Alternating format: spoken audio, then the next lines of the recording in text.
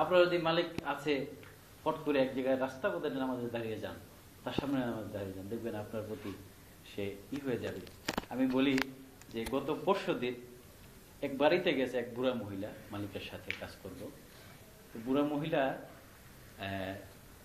তো আমি আসরের আমাদের সময় চলে যায়। তো আমি বুড়া মহিলার কাছে কানে কানে গিয়ে বলি, আমার একটু হাত পা ধুইতে হবে। কি ব্যাপার? বললাম, দেখ, আমার তো প্রসিদ্ধ কি করতে হবে, নামাজ পড়তে হবে। কি আমাকে হয়?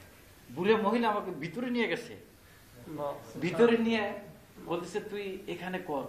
তুই আইলে আগাই দিছে, ঠিক আছে, এখন কই নামাজ পড়বি? তো আমার ঘরে পড়বি নি, জায়গা করে দিব কিনা? আমি বললাম, না, আমি মালিকের গাড়িতে পড়বো, সমস্যা নেই, চিন্তা করিস না। এই যে সম্মানটা তুই দিলেন, তুই তো খুব ভালো কাজ করো। এনিওয়ে, এটা সম্মান দিবে, সম্মানই বড় কথা না, আল্লাহর ফরজ।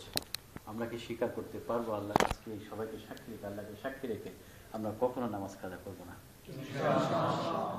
সম্মানিত ভাইরা, আল্লাহর যে সকল ফরজিয়াত গুলো রয়েছে, অর্থাৎ হুদুদুল্লাহ, আল্লাহর সীমাবদ্ধতা যেখানে রয়েছে, সেখানে কোন রকম কাটসাজ করা যাবে, ফ্লেক্সিবল হওয়া যাবে না। ইসলাম গ্রহণের ক্ষেত্রে, ইসলামের ক্ষেত্রে অনেক কিছুতে, আমরা যে কোনো কিছুতে, যেমন আমরা ইন্টারনেট চালাই, ঠিক না?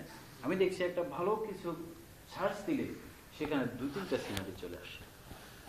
সেখানে একটা সিনারিতে যদি আপনি ক্লিক করেন, অনেকগুলো হাজার হাজার সিনারি চলে আসে। আল্লাহ, সেখান থেকে বেঁচে থাকা খুবই কঠিন কাজ।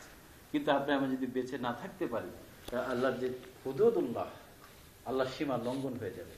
আমরা এগুলো থেকে বেঁচে থাকতে পারবো তো ইনশাআল্লাহ? সম্মানিত ভাইরা, আসুন আল্লাহ রাব্বুল আলামিনকে সাক্ষী রেখে আমরা এই